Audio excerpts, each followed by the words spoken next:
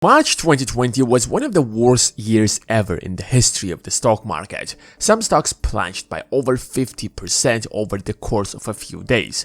The panic that shocked the world made the future look so gloomy that investors didn't know what to expect. And that's the worst thing that could happen to the stock market. When investors expect the market to crash, they start pulling out their money, which will lower demand and crush the market even further. That is why investors' expectations are so important. However, the companies that suffered the least from the crash were streaming services, which are headed by Netflix. The pandemic means that people are going to stay at home, which means the demand for shows will significantly rise. That is why Netflix stock has experienced some of the best years in its history. The stock almost doubled over the course of 2 years since the pandemic started. I mean, doubling your money in 2 years in the stock market is remarkable, especially since it's not like a startup, but literally a leader in its industry. But the honeymoon came to an end by the end of 2021, when the stock first plunged by 40% and then by another 46% in March 2022. The crash was so catastrophic that some of the biggest investors, such as Bill Ackman, sold their entire Netflix portfolio worth hundreds of millions of dollars. But it's not surprising that the stock plunged so significantly.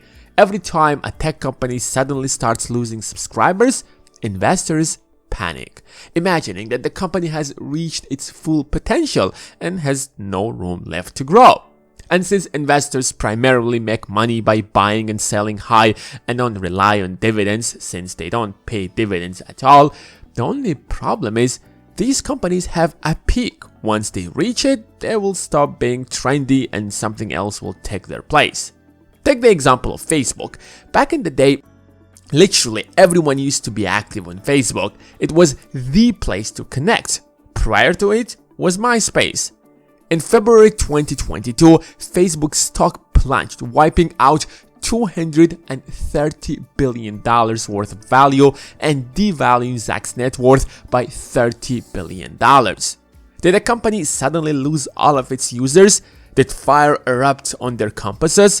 Was there a security breach that erased all their data? No. The 26% wipeout in Meta comes amid concerns about its future after the company reported its first ever drop in daily user numbers.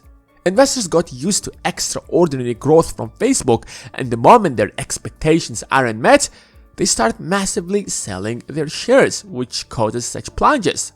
Of course, there was also a decline in profit, but that's normal. Facebook is facing a huge competition from TikTok. It tried its best to purchase TikTok, but since it wasn't able to do that, it's massively started investing in tools to win this battle with TikTok. TikTok is definitely ahead in this game, but Insta Reels are creating a serious challenge. So it's normal to expect Facebook to invest heavily in this sector. On top of that, since Facebook has rebranded itself to Meta, it's trying to be a virtual reality company, which again means massively investing in building its VR world. And this is not the first time Facebook stock plunged so much overnight. Back in July 2018, the stock plunged by over 20%, wiping out over $120 billion worth of value. It was the biggest hit ever. What was the reason? Pretty much the same. Investors' expectations were too high, but at the end of the day, the stock didn't just recover, but grew by over 100% since then. If you don't count the recent plunge, of course. So, what happened to Netflix is something absolutely normal in the world of tech. Netflix lost subscribers for the first time in a decade. That worried investors that the age of unrealistic growth is over for Netflix. Part of that is of course related to the fact that the company pulled out of the Russian market, where it had hundreds of thousands of paid subscribers. If it wasn't for that, I think the plunge wouldn't be as bad as it was. But we all know how Netflix subscribers work. There are far more people who use Netflix than its 220 million paid subscribers. That is why the company suggested that a global crackdown on password sharing could be imminent. Such measures could include charging users a fee for sharing their accounts outside of their household. At the end of the day, there is always a limit to how many users can the company attract. There is always a sharp increase in the number of users at the beginning of the product or service when it's in demand. So the real challenge is to keep growing once you have reached that point. Even Amazon is struggling. The company reported a slowdown, a higher cost in its latest quarter, and offered a disappointing revenue outlook, which led the price to plunge by 14% in a single day. The biggest drop since 2006.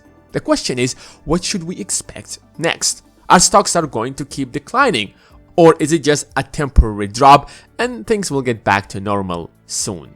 First of all, this is not financial advice, and everything that's said in this video is for educational and entertainment purposes.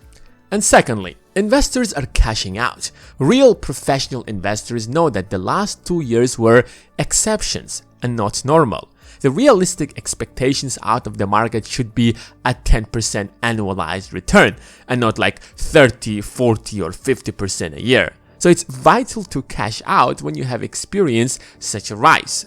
The people who are going to suffer the most out of this are immature investors who just got into the stock market recently and got hooked on these astronomical short-term returns. Of course, over the long run, everything should rise, but since we're headed into a recession, the news doesn't look as good as people hope.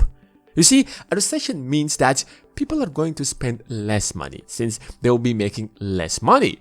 What do you think that means for companies like Netflix or Amazon? Exactly, a drop in the number of paid subscribers, which means profits will suffer at the end of the day, which will lead investors to sell their shares. I mean, it's a never-ending cycle. This volatility is pushing investors to cash out. But what is the point of cashing out when inflation is so high? I mean, keeping your money to the mercy of inflation is not the greatest option either. Inflation might be high, but a 40% drop in your stocks overnight is far worse. Of course, at this point, it is really difficult to make any real predictions. But it doesn't matter because even if everything crashes, there will be stocks that will rise. What matters is your overall investing strategy.